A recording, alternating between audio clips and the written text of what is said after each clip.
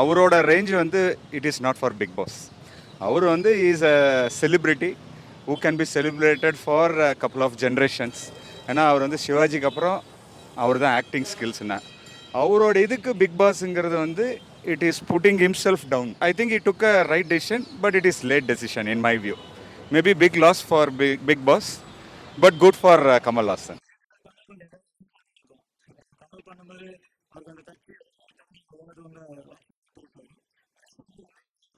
இதுல என்ன மக்களுக்கு என்ன என்ன பண்ணலாம், ஸோ மற்றவங்க கண்டஸ்டன்ஸோட இதில் அவருக்கு புரிஞ்சு பண்ணுவார். விஜய் சேதுபதி சாரால் முடியும், பட் ஆனால் இப்போ ரீசெண்டாக மாஸ்டர் ஷெஃப் பண்ணிட்டு இருக்காரு. மாஸ்டர் ஷெஃப் அதில் வந்து அது ஒரு மாதிரி தமாஷாலாம் போல் ஒரு மாதிரி நார்மல் ரெகுலர் ஷோ.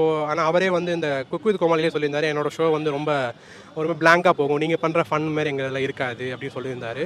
ஸோ அவர் பிக் பாஸில் போட்டிருந்தாலும் சேம் ரெஸ்பான்ஸ் தான் இருக்க போகுது. ஒரு எந்த விதமான ஒரு நகைச்சுவைகள் எங்கேஜிங் அந்த மாதிரி இதுவும் இருக்காது.